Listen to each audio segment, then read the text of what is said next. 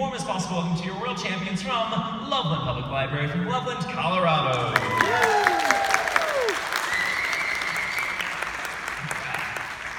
Judges, my friends, grab your pens. Are you ready now to start the show?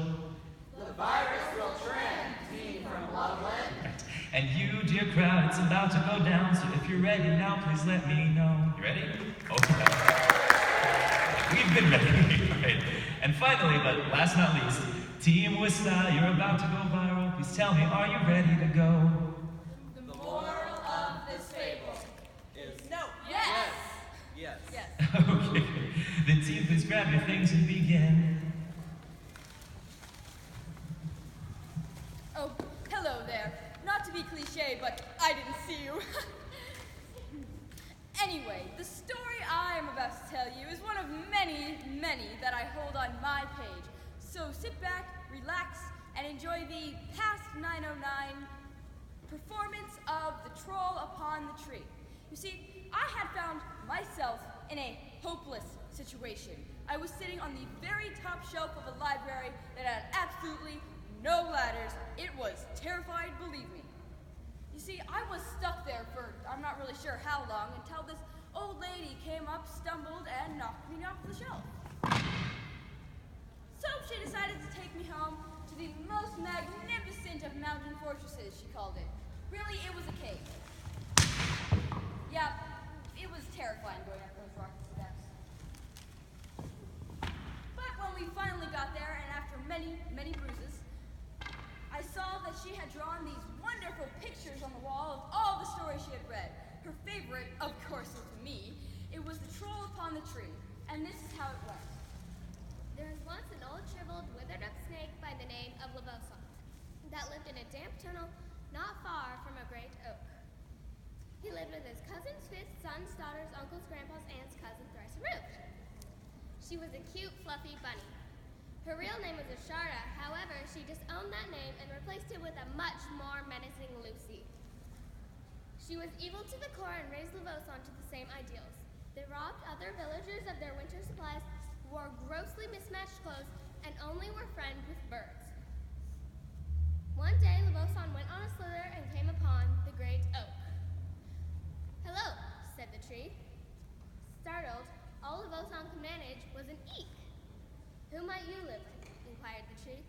Without a thought, Loveland replied, "My cousin's fifth, sons, daughters, uncles, grandpas, aunts, cousins, thrice removed." "Ah, Lucy," breathed the tree. Come, I have a secret about her." Having never heard a secret about Lucy, Loveland was excited and all too ready to accept anything as the truth. "Come," whispered the tree, just barely audible. "Let me tell you. Lucy once was a good little rabbit and still is today. When you're not looking, she helps others, is kind, and cares about them. Haven't you wondered why she has so many secrets?"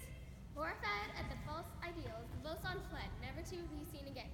Little did he know that there was a troll upon that tree, and Lucy had never been good in her life. The troll is still cackling in his tree to this day, and Lucy never knew what happened to Loveland. She was so amazingly pleased. After a couple of stumbles, she put me all over the walls. All over. It was glorious.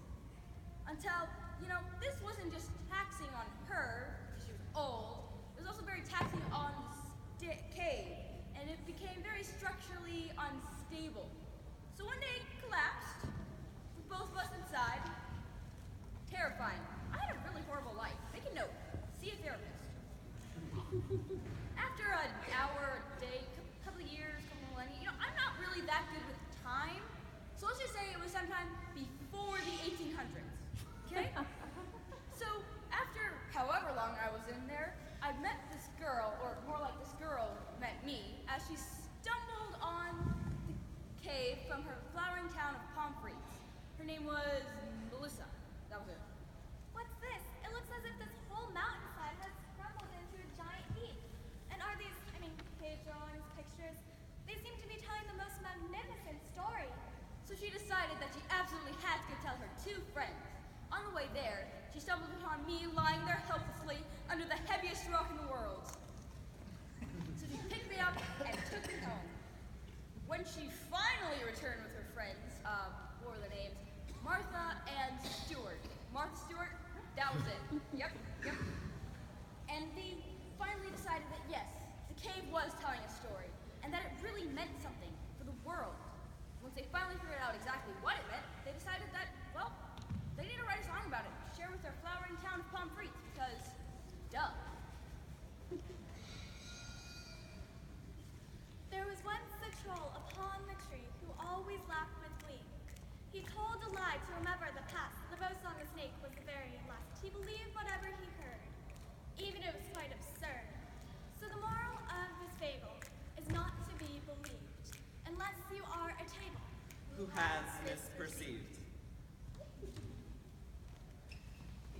Everybody in the town loved it, and everybody in the town loved me, of course. Of course, there has to be one of those people, you know, the thesaurus of the crowd. So, I don't get it. Why'd you have to get this group together for a story with such a useless moral? What are you talking about? Obviously, this moral can help everybody and teach them how to live their lives. As if anyone would need to know that our cousins Fitz, whatever, was good all along instead of evil. What are you talking about? Obviously, the moral was he believed whatever he heard, even if it was quite absurd. I don't follow. So, the moral of this fable is not to be believed unless you are a table. Who has misperceived.